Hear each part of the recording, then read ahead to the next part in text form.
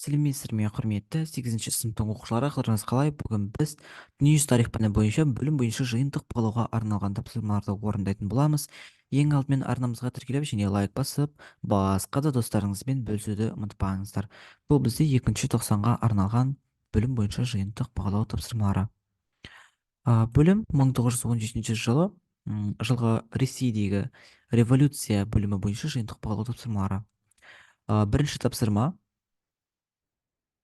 м, Мәтінді оқып төмендегі сұрақтарға жауап беріңіз деген.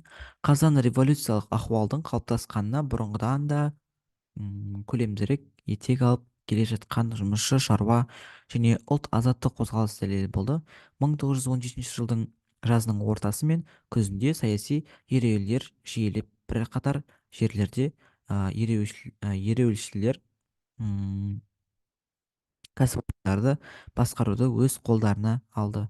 Бүкіл елде кеңестердің большевиктенуі басталды. Осыған байланысты большевиктік партия 1917 жылғы шілде оқиғаларынан соң уақытша күн тәртібінен алынып тасталған. Барлық билік кеңестерге берілсін деген ұранды қайта бастады. Бұл ұран енді қарулы көтеріліске бет бұрып, уақытша үкімет жойып, пролетариат диктатурасын орнатуды білдірді. Қазан төңкерісінің басты себептері неде?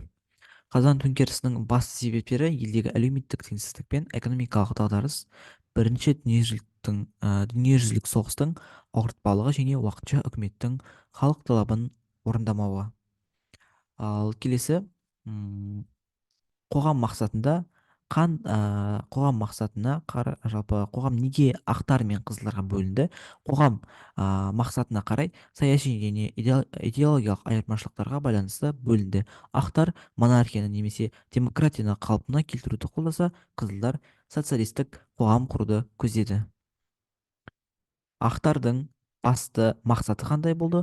Қызылдардың басты мақсаты қандай болды? Ақтардың мақсаты ескі билік жүйесін қалпына келтіру, капиталистік даму жолын таңдау, жеке меншікті қолдау.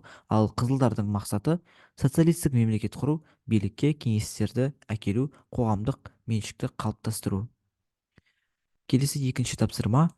1917 жылдың 1924 жылдарда Ресей қаншалықты өзгергенін кестеде толтырыңыз. Кестеде толтырыңыз. Кез келген 3 жылға қатысты оқиғаларды жазыңыз деген. 1917 жылы ақпан қазан төңкерістері болды. 1918 жылы азамат соғысы басталды. 1921 жылы жаңа экономикалық саясат ЖС енгізілді. Соңғы тапсырма. Кеңес мемлекетінің дінге қатысты көзқарасын жазыңыз деген. Мысал келтіріңіз деген. Кеңес үкіметі дінге шектеу қойып, дінді жоққа шығарды. Атеистік қоғам қалыптастырды. Құрметті оқушылар, осымен біз тапсырманың барлығын түгел орындадық. Бізде барлық балл 9 балл, осы 9 балдың толықтай 9 балын алып өткен болатынбыз. Құрметті оқушылар, енді осы еңбегімізді бағалап, арнамызға тіркеліп, және лайк басып, басқа да достарыңызбен бөлісуді ұмытпаңыздар. Алдағы уақыттарда БЖБ-2 тапсырмаларын сіздерге арнап шығаратын боламыз. Сол себептен біздің еңбегімізді бағалап кетуді ұмытпаңыздар. Бүгінге осы, сау болыңыздар.